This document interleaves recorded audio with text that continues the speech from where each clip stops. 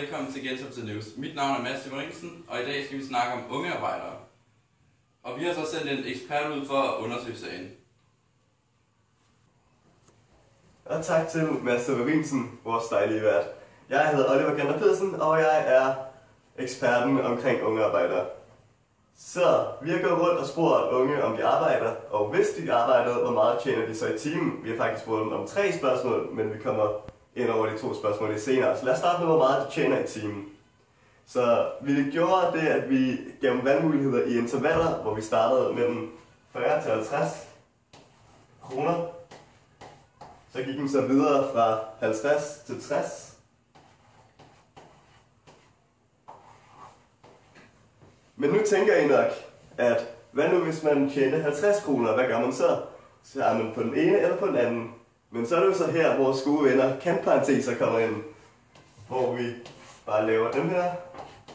Og nu kan vi så se, at alt, der er inde i kantparenteserne, er det, man kan bruge. Så man kan se, at vi kan bruge fra 40 til 49, men vi kan ikke bruge 50, fordi den står ikke i kantparentesen her. Så derfor skal 50 over i det andet her interval. Vi gjorde sådan her helt op til 90 plus. Hvis vi kigger lidt på vores mål her, eller hvis vi kigger lidt på vores beregninger, så kan vi også se, at største værdien var 90 plus. Der var nogen, der sagde, at de tjente mere end 90 kroner, og mindste værdien altså 40 til 50 kroner. Så har vi også lavet et boxplot omkring, hvor meget de unge tjener i løn. Vi kan se, ud fra at kigge på boxplottet, at mindste værdien er 40 til 50 kroner. Vi kan se, at største værdien, som er herover, er 90 plus.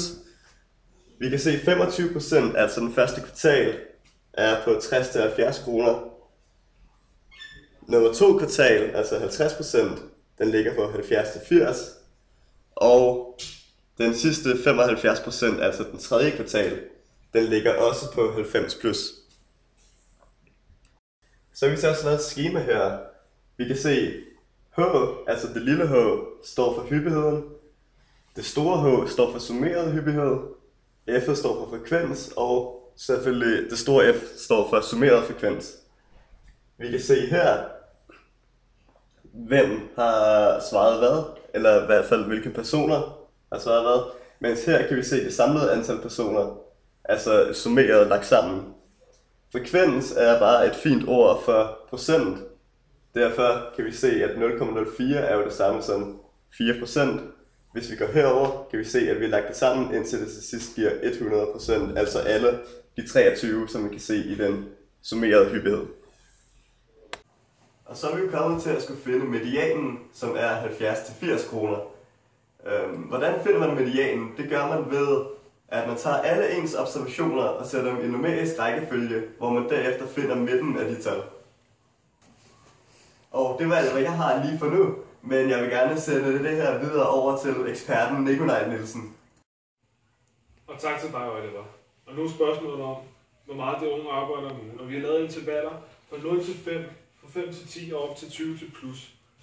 Og mindste værdien, det var fra 0 til 5, og største værdien var til 20 plus. Og medianen var fra 0 til 5.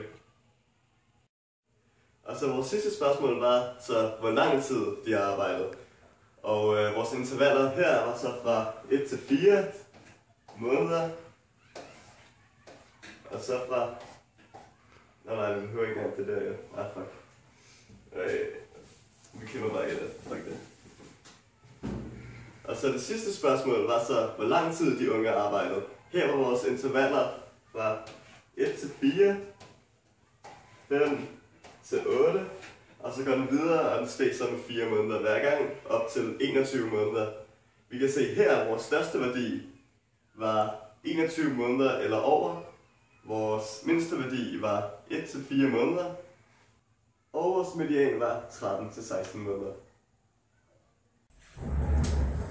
Velkommen til Gentofte News. En mand fik hjertestop, fordi der var for mange muligheder i Superbest om at vælge frugt. Der var 20 forskellige frugter at vælge imellem, men der var kun 10, han måtte få. Vi kan sætte om til Mads Severinsen, som forklarer mere om den sag. Goddag, mit navn er Mads Severinsen, og jeg vil godt fortælle jer lidt om kombinatorik.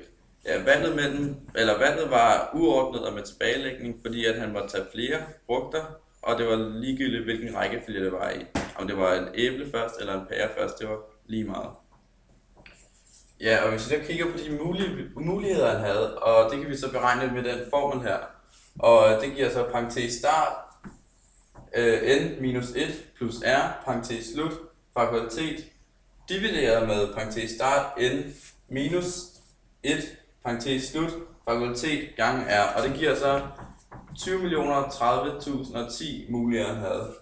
Og n, det kan man så sige, det er 20, det er de antal frugter eller muligheder, han havde for at vælge imellem. Og r, det er så det, vi kan trække imellem, og det var 10. Breaking news. En mand prøver at slå 5 sekser i træk. Nu stiller vi om til Oliver. Man skal jo huske, at en terning har 6 sider, hvilket vil sige, at sandsynligheden for at slå en 6'er er 16,66%.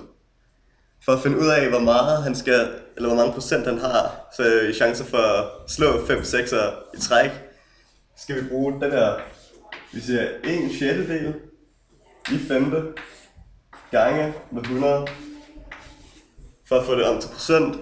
Det betyder altså, at han får 0,0128% sandsynlighed for, at han slår 5 6'er i træk. Tak til Oliver og Nikolaj. Det var alt, hvad vi havde for i dag. Vi ses igen i morgen med nogle nye gode nyheder.